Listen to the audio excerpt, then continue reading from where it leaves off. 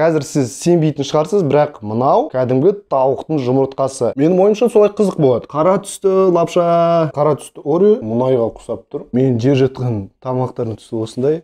Сәлем достар, сіздермен бірге Puzzle Life арнасы, менің есімім Әділ. Бүгін біз қара түсті тағамдарды жейтін боламыз.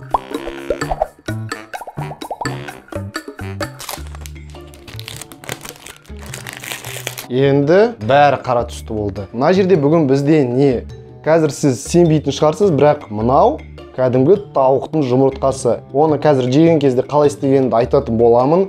Сонымен қатар мында бүгін бізде қара түсті рамен, қараңыздар, сорпасы қап-қара, және әрине ас атасынан қап-қара, мінекей қараңыздар. Және ең соңына, ең тәттісіне десертке бізде бүгін Орео мен қара шоколад. Бүгінгі біздің кешкі асымыз осындай.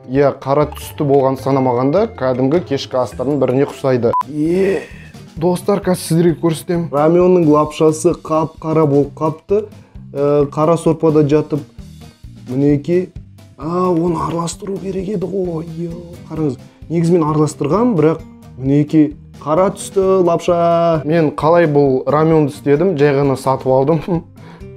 Және красительді қосып салдым. Ешқандай капец ақылды заттар жоқ. Одан кейін достар, жазып кетіңізші. Келесі жолы, келесі видеода қандай түске бояп тағамдарды жейін. Бірақ осы жолы пробный болды, кішкене аз заттарды алдым. Келесі жолы үлкенірек дастархан істеуге тырысамын.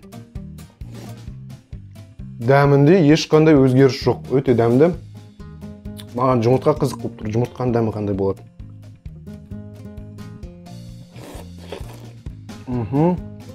Өте дәмді.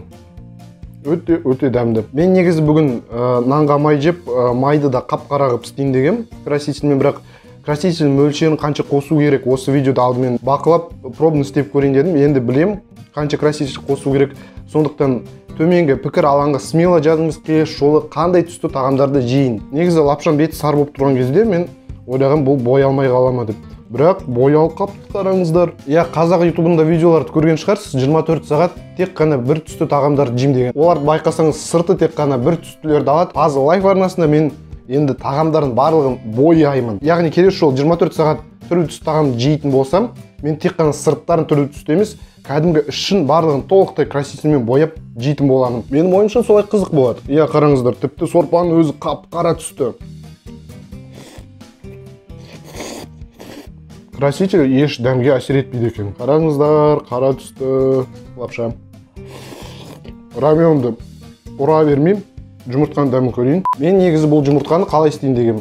Ана жұмыртқаның жылтоғы бар ғой, сарузы. Сол жерге шприцпен қара краситель кіргізіп, солай қуырайын дегем. Бірақ ойладым, олай шама шықпай ма деп. Одан кейін бұлай эффектіне көріне ме деп сразу осылай қуырдым, міне қап-қара қылып. Сөйтсем, шынымен де бұлай эффектіне екен. Бірақ келесі жолы мен красительді жұмыртқаның ішіне кіргізіп, шприцпен солай істеп көрейін. Так, дәмін көрейік. Иісі кәдімгі жұмыртқа. Мінекей. Қараңыздар. Енді маған краситель кәдімгідей көп болып кетті, бірақ екі-ақ тамшы қосқан сияқты едім. Кәдімгі жұмыртқа. Причем өте дәмді.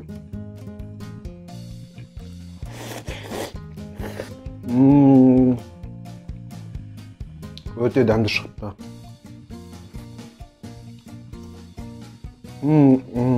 Мінекей мен жеп жатқан тамақтардың түсі осындай. Жұмыртқа бізде осындай қап-қара. Осындайды ешқашан көрмеген шығарсыз. Мен де көрмедім.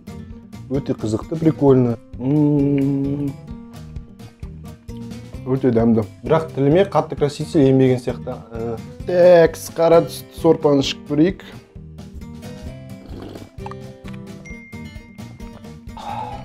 Ашысынай. Қара майдың қажеті де жоқ. Міне қараңыздар, наным боялып қалды қара түске. Осы видеоның астында тек қана бояулармен байланысты емес, 24 сағат мынандай түсті жейм деген сияқты өз идеяларыңызды жазып отырыңыздар. Менде видеоларды жиі шығаруға мақсат болып тұр, сондықтан идеялар да керек, сондықтан қолдап отырыңыздар идеямен бірге. Келесі жолы қандай түсті жейді екенмін, қызық болып тұр қазір.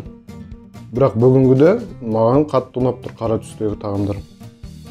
Міне қараңыздар, бұл жұмыртқаның жылтоғы, бірақ қарап тұрсаңыз бір мұнай тәрізді болып тұр, мұнайға ұқсап тұр.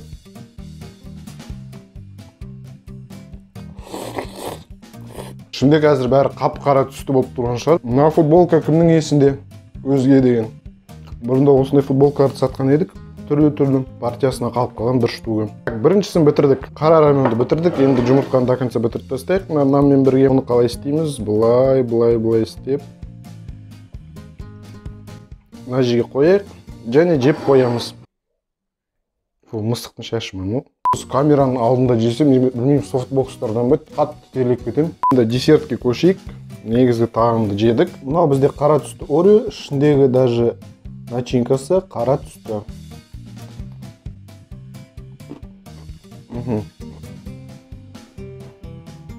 Достар, пікірге жазып кетіңізші, осы сіздер тамақ жеген кезде негізгі тамақ жеп болғаннан кейін десерт жейсіз бе, или жемейсіз бе? Какой-то заведениеде отырған кезде емес, кәдімгі үйде негізгі тағамды жеп болғаннан кейін артынан бір десерт тәтті бірдеңке жеп жүресіз бе? Или болмайды ма? Или тек қана тәтті заттарды түнде оянып холодильникті ашып жейсіздер ме? Ондай да болады ғой, Енді шоколадка. Мынау кәдімгі Қазақстан шоколады, қоңыр, шоколад всегда қоңыр ғой. Міне қара түспен салыстырсаңыз қара емес ол. Бірақ жай қара тематика болғаннан кейін, мысалы нан, қара нан дейміз, бірақ ол қараңыздар. Аса қатты қара емес. Просто аты қара болғаннан кейін алып отырмын. Әрине қазір осы шоколадты толықтай жеп бітіре алмаймын. Бірақ болашақтағы видеоларда үлкен мөлшердегі заттарды жейтін боламын әрине. Сонымен қатар бұрыннан бері түсіргім келіп жүрген видеолардың бірі бар. Али екеуміз жарысып жеп көрейік, кім қанша көп шоколад жейді. 1 килограммдық мынандай үлкен плитка шоколадтар бар. Соны тауып жеп көрейік. Егер осы видео көптеген лайк жинайтын болса әрине. Еще мен сұрайын дегенім, анандай үндемей отырып жейтін мукбанкерлер, ASMR-шиктер бар ғой. Кореялық, қытайлық, немесе шетелдік, американдық үндемей отырып жеп отыратындар бар ғой. Солай түсірейік пе? Ондай контент сіздерге өте ме? Немесе осылай әңгімелесіп отырып жейік пе? Мукбанк ретінде. ASMR бөлек, ASMR дегеніміз ол үндемей жеп отыратын. Ал мукбанк деген осылай өз ойын айтып, көрермендермен сөйлесіп отыру. Сізге қайсысы қаттырақ ұнаушы еді? Үндемей отырып жеп отырсақ па, дыбыстарды шығарып, немесе осылай сізбен әңгімелесіп отырған көбірек ұнайды ма? Соны да айта кетіңізші. Ал менде мұнда соңғы шоколадтың кусочегі қалды.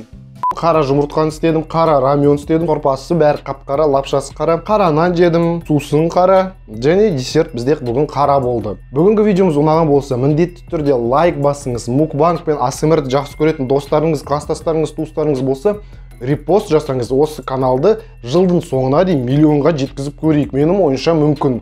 Сондықтан сіздерден тек қана қолдау күтеміз. Лайк басып, пікір қалдырып, видеомен бөлісіп, арнаға тіркеле отырыңыздар. Ал бүгін сіздермен болған мен Әділ. Бүгінге осы пазлға жазыл.